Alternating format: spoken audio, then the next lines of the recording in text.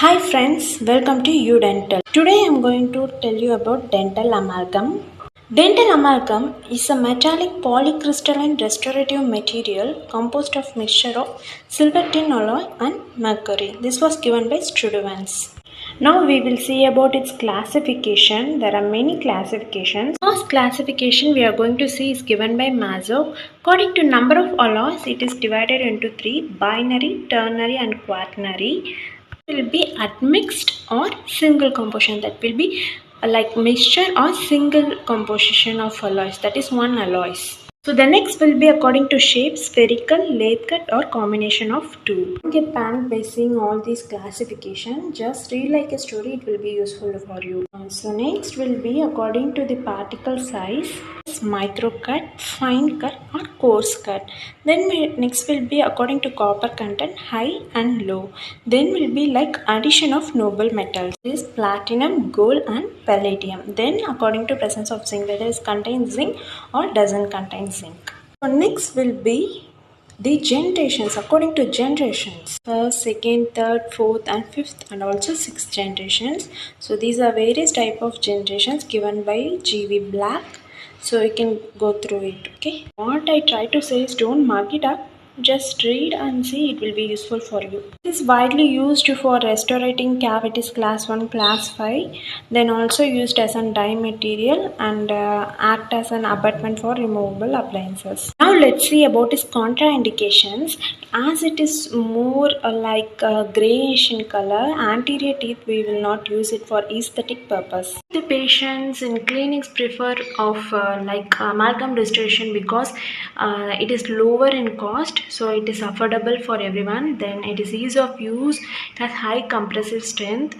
Operation is completed in one setting, then it requires much lesser chairside time, so the patient does not want to come again and again. As you know, we ourselves have advantages and disadvantages. Let's see what this amalgam has as an disadvantage. Main disadvantages will be it less conservative, mercury toxicity, and the most important is delayed expansion.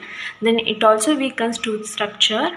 Cover detailedly about delayed expansion in the following slides. Now let's see about the role of each component in the amalgam. So the first will be the silver. First thing will be silver, which contains 2/3 of the conventional amalgam alloy. Next, it decreases the flow and creep of amalgam. Then it regulates the setting time. Let's see about the tin. It is the second largest component.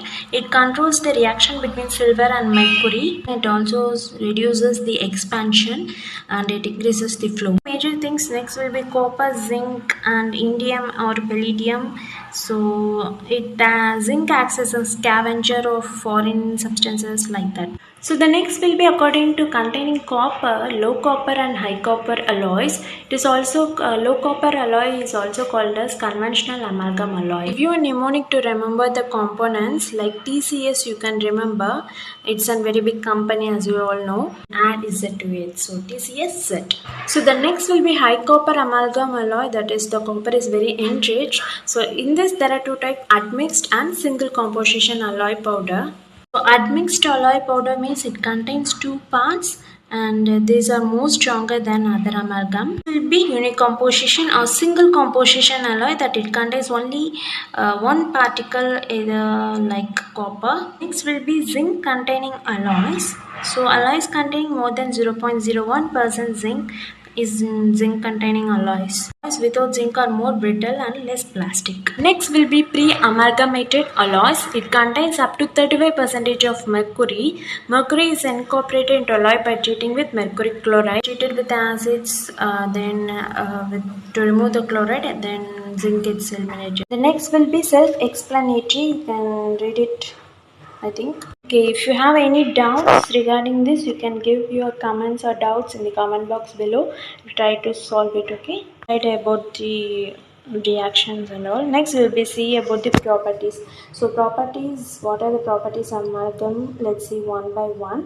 So the first will be according to ADA specification number 1, the physical properties will be strength. This tabular column, it is self-explanatory. the compressive strength of leucopar. So what are the factors that affects are the temperature, then trituration, how you mix, then also the mercury content, how much the mercury is there in the amalgam also plays an important role. The effect of condensation, it's for then effect of porosity, these all plays an important role.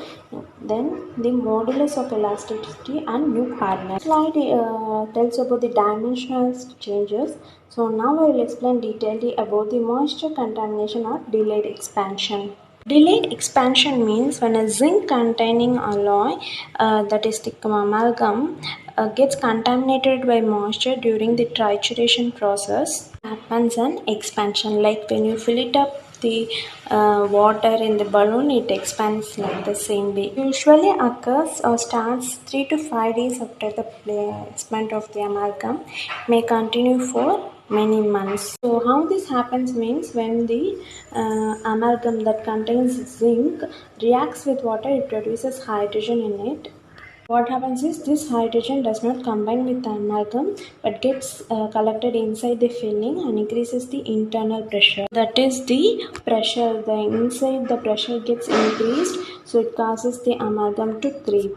So what is the main sources? The contamination will be the saliva. So saliva is the main source of contamination. The complication means protrusion of the entire restoration out of the cavity. So the protrusion of the entire restoration out of the cavity increase micro leakage, then the patient may feel pain. The patient may feel pain only after 10 to 12 days after the insertion of the restoration, and the patient comes back with the complaint of pain. So the next will be flow and creep.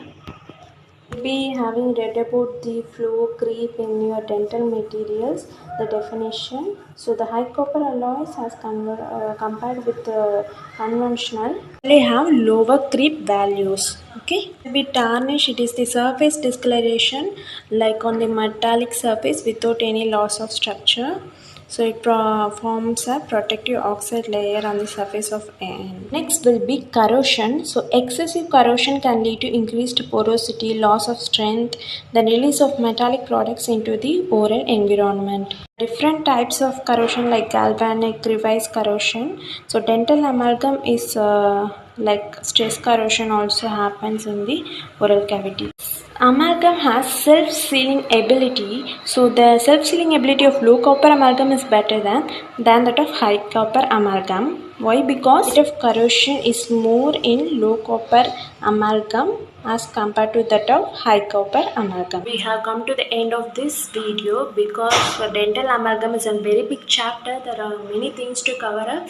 So I'll put it in two parts. The next part will be coming soon. So there I will cover about the recent advances, etc.